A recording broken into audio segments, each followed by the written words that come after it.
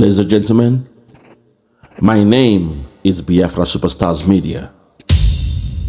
Today, I would like to invite to us a guest speaker, a special guest, and he'll be speaking about the situation of NNAMDI Kanu and the conundrum that our sister Kemi Badenoch finds herself. He will tag this one a tale of two cities, between the way Nigeria is dealing with NNAMDI Kanu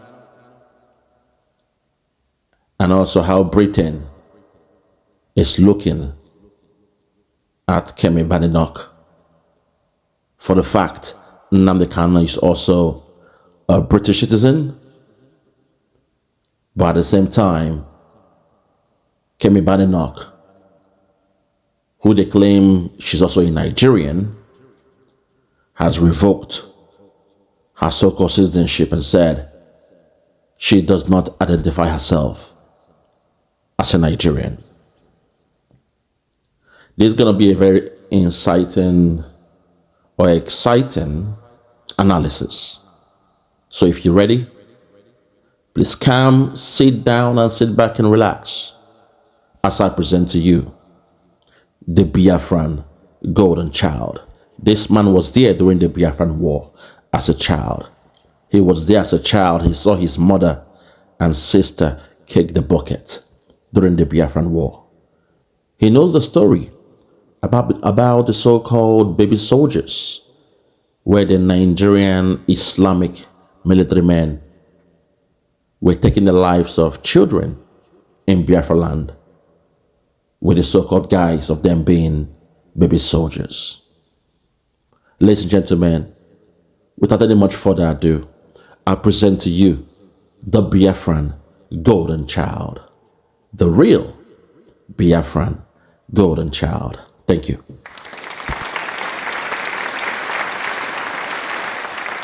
Good morning, good afternoon, good evening, depending, of course, from where you're hearing my voice from. This is the BJC, the Biafra Golden Child. I welcome you especially to the month of August, the 8th month of the year, 2025.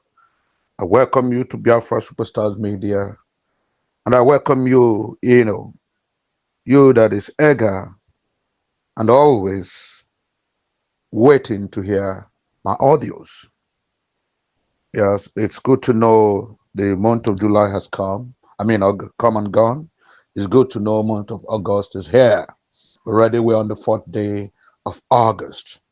So you're all welcome. Welcome to the brand new month. I hope this month visits you with everything you pray for, you wish for, and you petition for. Especially, I'm hoping that this month of August would, mark a very significant month for the people of the USB, the United States of Biafra. We are hoping, with a very big expectation, with massive expectation, with great expectations that everything surrounding the trial of our own Prime Minister Simon Ekpa will be put to rest. Yes, the signs are there. Yes, everything is working, to plan. Yes, he will be exonerated. Yes, the Finnish authorities have nothing against him, have not proven anything against him. Yes, all the allegations, counter allegations coming from Nigeria have proved to be totally abortive and completely unjustified. Yes, we know that no hands, not any accusations, not any charges have so far been proven by the Finnish authorities.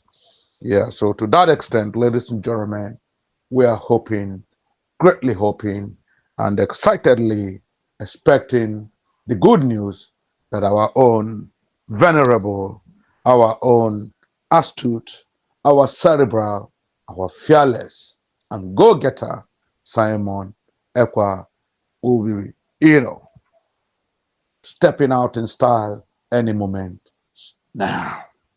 So, ladies and gentlemen, the month of August is very significant, will be very significant, and I hope will be particularly significant for us because Simon Ekpa looks like, of course, is going to finally nail the coffin of the, the zoo that plotted everything it could, bribed its way, enticed, Alexander Stubb in every way possible, tried to override and overrule and monetize the Finnish authorities just to give Simon Ekpa a bad name so that he could have been hanged. But of course, it's a big disappointment to all of them, including the Jagapan, including Emilokon and his cohorts, because of course, what they thought would have happened so quickly, what they thought would have ended so quickly, the charges upon charges that they thought would have nailed this gentleman suddenly, quite suddenly, has fizzled out, completely fizzled out, and they are not taking it easy at all. Bravo, bravo, bravo to Simon Ekpa. And of course, yes, hip, hip, hip to all USB and all Biafrans, people of Biafran descent. Yes, as for our own NNAMDI Kanu, of course, we know the powers at play. We know that Justice James Omotosho has said it, that his hands are tied. That as far as he's concerned, this man has done no wrong. As far as he's concerned, he has not seen any wrong in this man. And of course, he called, both uh, the defense attorneys and the prosecuting attorneys, let us judge, let us maintain, come together and reason. Uh, do you see any reason for this trial to continue? Is there a need for it to continue? Or should this man be discharged? He was like acting at that point like Pontius Pilate when he found Jesus not guilty and he wanted it to be on record that he wasn't the one who determined the fate of Jesus. The same way Pontius Pilate called the Jews together and said, I found no fault in this man, and I think we should release him. But what did the Jews say? They said, give us the murderer, give us the thief, give us that man who has done everything bad, give us the reprobate, give us Barabbas, give us Barabbas. That's what they said. Of course, and then when they asked them, what do I do with this man Jesus? Ladies and gentlemen, I'm not a pastor, I'm not preaching, but the truth about it is that what James Omotosho has demonstrated is almost akin to what happened in the Bible. He came, called the defense attorneys, called the prosecuting attorneys, sit down, let's talk. What do you say about this man? And of course, the prosecuting attorney said, look, he's guilty. Every audio he did is intentional. There was a lot of power behind it. He has made the Southeast ungovernable. He has made Nigeria, palpable with fear. He has threatened the arson. He has told the youth to do this during the Lekki toll gate, whatever. He did this, he said that. He said people should go after the police, go after the government. They should do this, they should do that. I think this man wasn't joking. He's not a content creator. He was right there, hitting it hard, pushing the youth to go and do mayhem, to commit arson, to kill, to murder, to destroy. Of course, that was what the prosecuting attorneys, summarized in their declarations and their submissions. And of course, when it came to the defense attorneys led by Chief Kanu Agabi, two-time, Attorney General and Minister of Justice of this country, of that country where there was a country then, of the zoo then, that became Nigeria, that eventually became the zoo. Kanu Agabi said, listing and listing go. Yes, Mazin Namde Kanu said a whole lot of things, but he said them like, it was not intended to be and active words. He said them in frustration. He said them because he felt his people had suffered enough. He said them because he knew his people had been subjugated so badly. He said them because his people kept being treated like a second fiddle. He said them because he believed that by saying it, maybe the Nigerian government would have relented. Maybe people's attitudes towards the Southeast would have changed. He said those things, he said, not necessarily to attract public odium or opprobrium, not necessarily to excite people to commit any arson or murder. No, but he said what he said with the hope that that would change a whole lot of attitudes towards the negativities being subjected to the Biafran people. So, ladies and gentlemen, Chief Kanu insisted and submitted finally that, as far as he's concerned, what Mazen Nnamdi Kanu said is not different from what a whole lot of people are saying today. I mean, he quoted James Igboho of the Oduduwa Republic, who said so many things, including that the Oduduwa should form their own republic. And he quoted the Arewa Consultative Forum, where people have been coming out and saying one thing or the other on how to put, the North on its own independent, entity. And they mentioned, of course, what the South people did. People like Asari Dokubo and Co., people like all the militants in the South who came and said so many things that they were going to destroy refineries, they were going to destroy oil blocks, they were going to destroy all the oil foreign companies involved in oil, they were going to do this, they were going to do that. But of course, at the end of the day, they were gifted with the presidency. So that he wondered why is this case different? I mean, here we are now. It's the Southeastern, is a Biafran that's involved. When it was a time for the Southwest, Sunday Boho, he was forgiven. Of course, with all his utterances, he's granted pardon. Today he's a political candidate of a party. He came to that of the South, they were pardoned, gifted with a presidency in the person of President Goodluck Jonathan. But now it is that time. Of course, when it was not, the Boko Harams, the Fulani jihadis, they are forgiven, they are pardoned, and they said they are eventually brought in, and they're enlisted into any force of their choice, even given monies. It has come to that of the Southeast. It has come to that of Ndibo. It has come to the town of Biafra. And now, all of a sudden, hell is letting loose.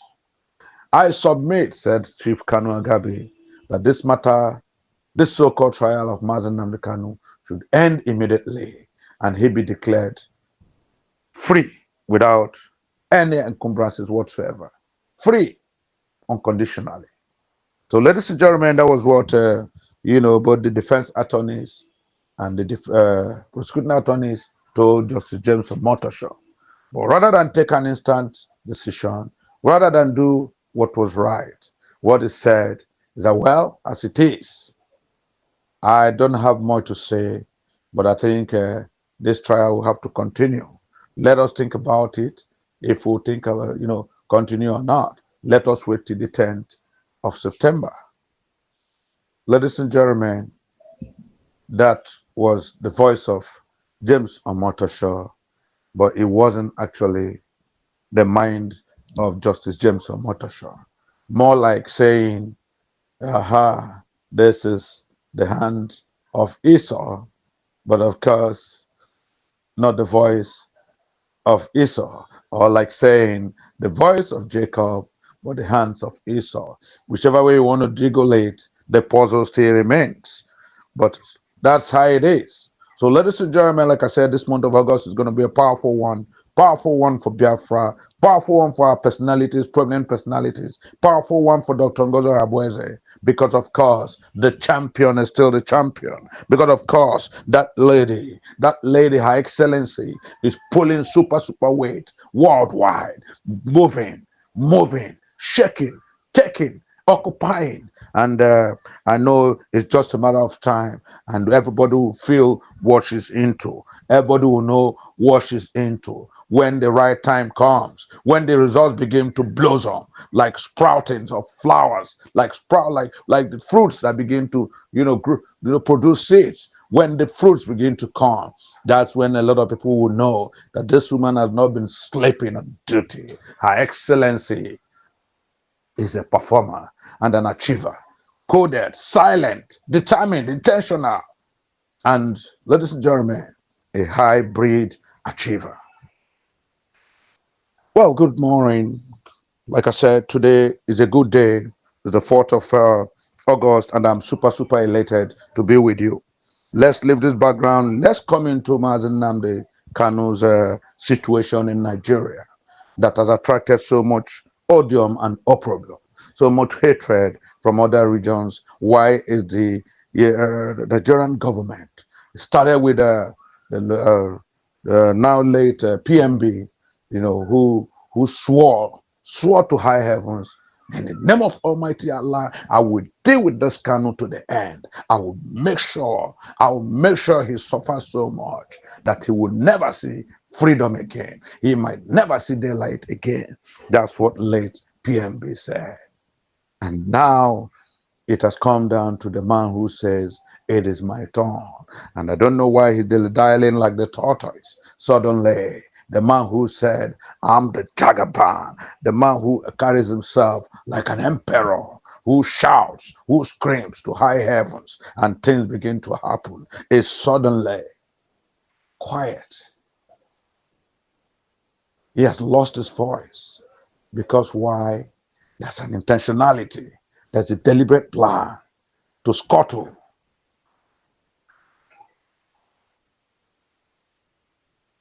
There's a deliberate plan to manhandle, to injure, and to destroy the person of Nnamdi Kanu. There's a deliberate attempt to make sure he's found guilty. There's a ploy to get him, yes, guilty as charged. But of course, we know the powers that be. Suddenly, the Emiloko is unable to speak again.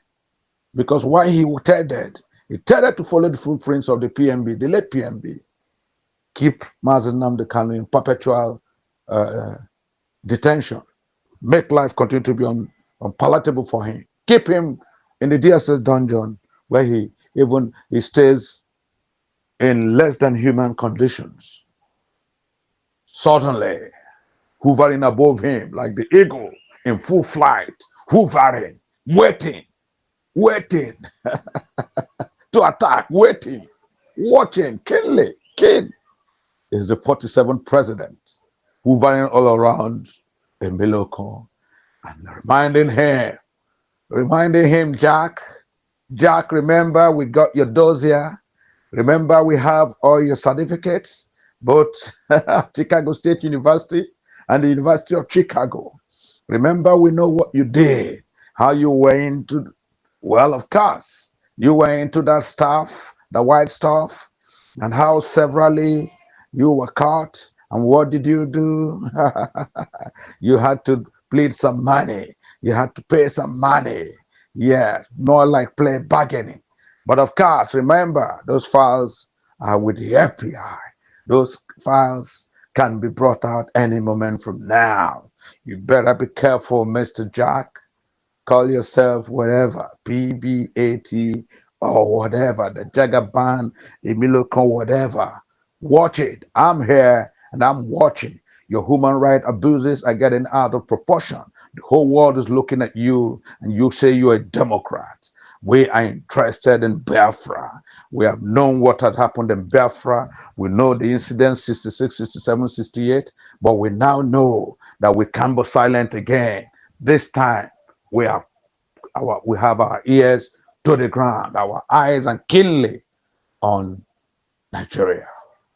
So, ladies and gentlemen, that's part of the reason. If you don't know, let me tell you now, that's part of the reason why the Jagaban is a bit, offhand, taking his time and being very cautious. And that is why Justice James Omotosho is highly restrained today from having declared Mazi Nnamdi Kanu free and not guilty. But let's see what 10th uh, September has for him. Ladies and gentlemen, just to cap it up, today is the 4th of August, and while we are reminiscing, talking about these incidents affecting Biafra, I would just want to draw a bit of your attention to something somebody sent to me. Yes, a learned colleague sent this to me, and I found it very, very interesting. It's strictly about what Kemi Badenoch is doing in the UK.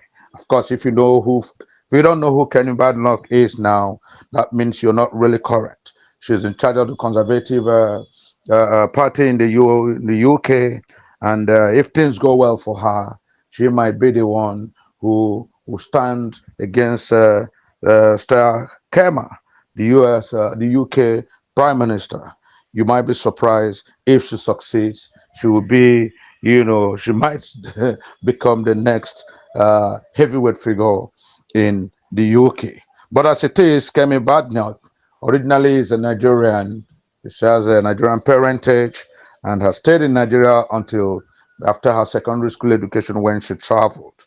Yes, but I'm bringing Kemi's matter up here because, of course, Kemi's matter, is relevant because it's more like our Mazi Nnamdi Kanu situation. Nnamdi Kanu was equally a British citizen, a UK citizen, just the same way Kemi Badenoch is. Incidentally, Kemi Badenoch is a politician out there and is the leader of a conservative party, while Nnamdi Kanu was a private businessman who was doing well for himself. But two of them share something in common. They both have a dual nationality, one Nigerian from the southwest, southwest, of course, Yoruba origin for Kemi Badenoch, and one Nigerian, from the southeast, Igbo extraction, and the UK citizen. So why are they in the picture today, ladies and gentlemen? They're both in the picture because a lot of them, they are saying things concerning themselves and their, country of origin. They're talking about themselves and their country of origin. And we are watching how the world is looking at it. We are watching how the Jagaban, the Nigeria people who arrested Mazi Nnamdi Kanu, for saying things they consider seditious, for saying things they felt he shouldn't have said against Nigeria, for saying things he said, particular about his Biafran people, which he brought out to the full, view of the world, where he is now being condemned for. And now we are watching equally what Kemi Badenoch is saying and how, Nigerian people are reacting to it. Ladies and gentlemen, I call it a tale of two cities. A tale of two cities. Yes, these are two cities from the same, of course, in the same locality. The two cities here is Kemi Badenoch from southwest, and of course, Mazi Nnamdi Kanu from the southeast. Yes, one is a Biafran, one is of the Duduwa Republic, but they're both Nigerian and UK citizens. Now, let us listen to what my friend said. Let's see what my gentleman said.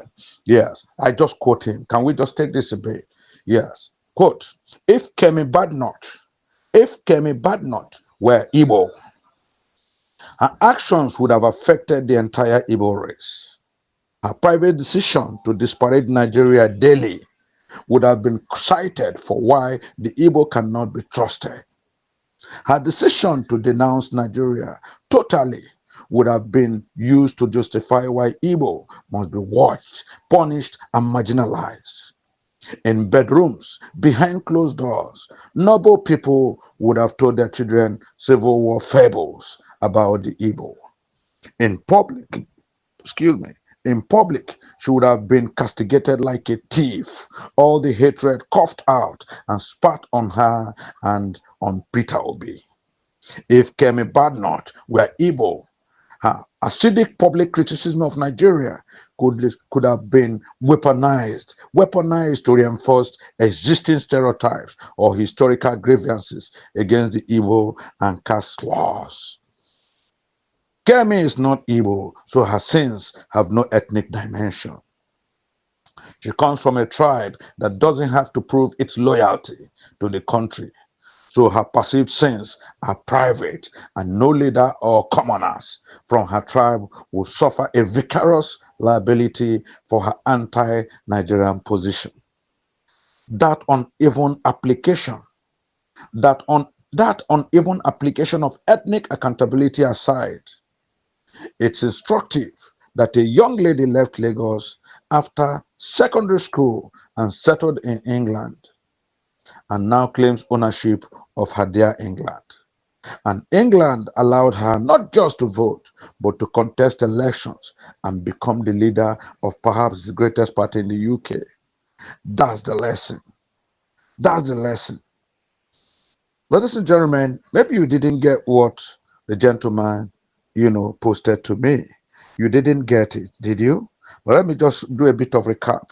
In the first instance, Kemi Badenoch, since she assumed position of the, highest leader of the Conservative Party, in the UK, she has always, at every opportunity that she addresses the press, the world press, the social media, the mass media, she has castigated everything Nigeria.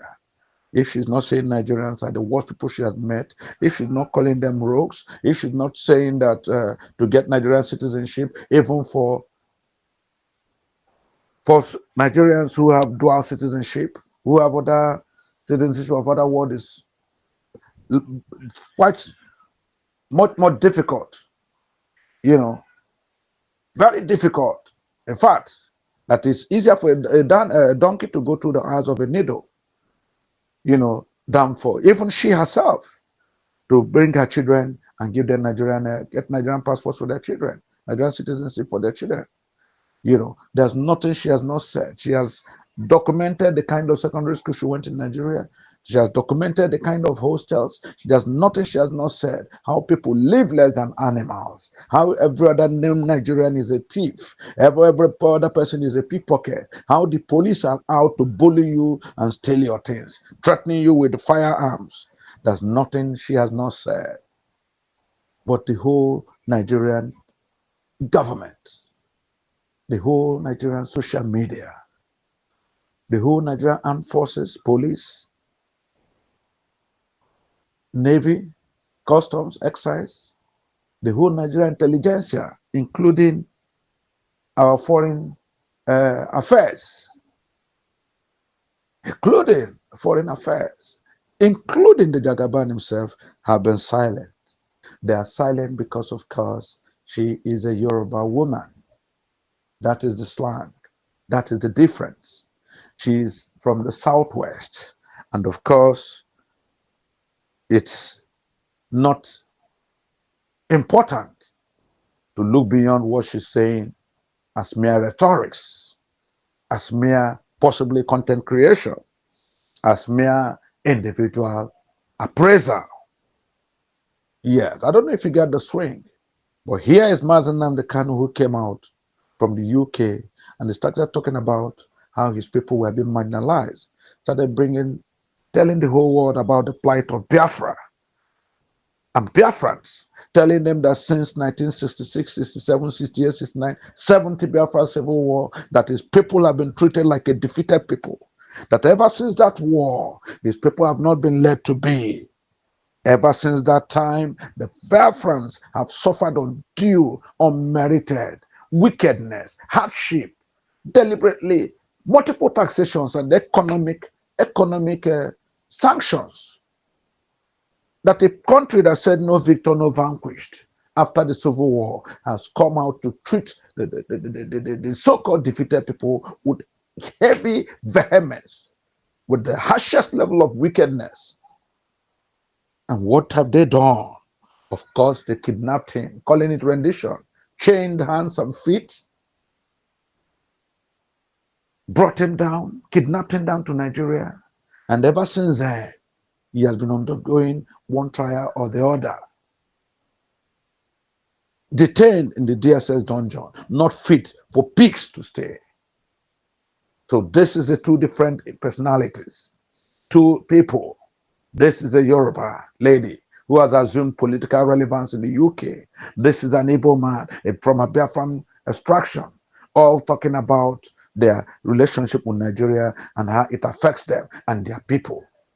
And this other one, because she's from the Southwest, she's treated with kid gloves. In fact, I believe some of them are clapping for her for speaking the foreign language, the British accent, with such eloquence and grandeur. But when it came to the man from Biafra, when it came from the Igbo man, of course, everybody looks at him with the highest level of anger, frustration, and they want to crucify him. Maybe you don't get what I mean by a tale of two cities. This is two individuals from the same country sharing dual nationality. One of them Nigerian, one of them UK. And here is this one using her political office to run down this great country, quote unquote, the zoo now. And the other one came up to say, look, these people have been treating my people, you know, with despicable and intolerable wickedness and apathy. And what was the reaction of the government? Why they took the man who is from Biafran extraction, kidnapped him, brought him down to Nigeria forcefully, and have been subjecting him to all manners of wickedness, quote and unquote, in trial and mistrials. The other one is being applauded, or at best ignored, for reasons best known to them. Ladies and gentlemen, Kemi Badenoch and NNAMDI Kanu reflect the disdain, the injustice, the unparalleled and unmitigated wickedness that Nigeria has foisted on the Igbo people, on the Biafrans, because of where they come from. And made bold to say, otherwise, why should the lady who is daily bombarding the whole world, telling gory tales, disdainful tales about her country, a lady who said she's not proud of her heritage in Nigeria, is treated with kid gloves, applauded somehow. But the man who said, no, if you don't want my people, if you don't need them in Nigeria, if you continue to treat them like a second fiddle, if you cannot guarantee them to live and let live, if you cannot allow them to develop, coexist like people who are fundamental parts of the pillars of this country, then let them go. Let them go if that is what you want for them. And true to his words, he equally added that a man who does not want to marry his wife anymore, he does not love his wife, should let her go and not subject her to remain in such unmitigated wickedness. So, ladies and gentlemen, I think my matter is very clear and precise. That if Kemi Badenoch were Igbo, the Igbos would have been a major problem today, because her action would have affected the entire Igbo race. Her private decision to disparage Nigeria daily would have been cited for why the Igbo cannot be trusted. Her decision to denounce Nigeria today, to denounce Nigeria totally, would have been used to justify why Igbo must be watched, punished, and marginalized. In bedrooms, behind closed doors, noble people would have told their children Civil War fables about the Igbo. In public, she would have been castigated like a thief, all the hatred coughed out and spat on her and on Peter Obi. If Kemi Badenoch were Igbo, her acidic public criticisms of Nigeria could have been weaponized to reinforce existing stereotypes or historical grievances against the Igbo and cast slurs. Kemi is not Igbo. Kemi is not Igbo, so her sins have no ethnic dimension. She comes from a tribe that doesn't have to prove its loyalty to the country. So her perceived sins are private, and no leader or commoners from her tribe will suffer a vicarious liability for her anti-Nigerian position. that uneven application of ethnic accountability aside, it's instructive that a young lady left Lagos after secondary school and settled in England and now claims ownership of her dear England. And England allowed her not just to vote, but to contest elections and become the leader of perhaps the greatest party in the UK. That is the lesson. Ladies and gentlemen, I want to pause here. This is a moment for thought. This is a moment I want you to begin to reconsider your thinkings about what Nigeria has become.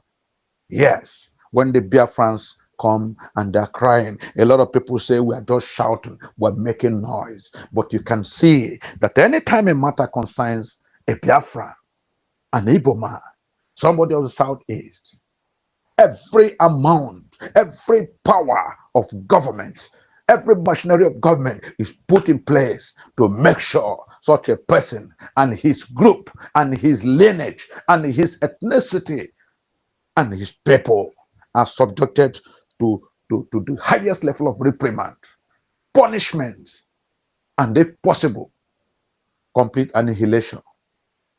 A tale of two cities. Kemi Badenoch, NNAMDI Kanu, both UK citizens, both Nigerian citizens. And yet when they speak, the one from Southwest goes free. The one from Southeast, the Biafra, is treated with all highest level of wickedness and acrimony. Ladies and gentlemen, Biafra, it is time we wake up. Biafrans, it is time we wake up. Nobody should preach to us. David Omai, the works minister, cannot come and tell us that, yeah, you should be thankful to the Jagaban. Should be thankful. This is the first time. First time a president is remembering the people of Southeast doing this development, doing that development. That's complete balderdash. That's complete balderdash. The actor, Audrey, Mr. Audrey. Some actors will come and tell us this is the first time they are being remembered. Zach Audrey came up and told us the Jagaban has done that. He's done this. We should give it. This the first time the Southeast is being considered. That is balderdash. Our brother, NNAMDI Kanu, is held for mere public speaking that concerns the plight of his people. But the one who came and condemned the whole country is left and treated like a celebrity. Ladies and gentlemen, I want to end here. It gets me upset. I don't want to say things that most people would not like me to say. Because when you consider what is happening in this country, when you consider the fact that when it comes to one tribe, when it comes to the north, the Fulani jihadis, they are treated with kid gloves. They are forgiven. Go and sin no more. When it comes to the Southwest, Sunday Igboho, Kemi Badenoch, they can abuse Nigeria the way they can. They can desecrate the country the way they can. They can say all manners of things. Tomorrow, they are forgiven. Their sins are forgiven. Go and sin no more. They assume the highest positions of the land. But when it comes to the Igbo man, the Biafra man, it is who is his father. Kill him, crucify him, destroy him. Ladies and gentlemen, a word is enough for the wise. Let us suspend the USB. Dr. Ngozi Arabweze is working. Let us work with her. Bye, ladies and gentlemen. God bless. Yeah, check me out. Superstars Media. Lord Lugard, Bloomington, Lord Lugard, and it's Wild Flora Show. 1914 amalgamation is what we dying for. 3 nations to 1 nation, ever since annihilation. Nepotism is nonsense. You and you, clap your hands. Biafra gonna come, clap your hands. Biafra, Oduduwa, we're free now. Freedom is gonna come, we're free now. Yeah.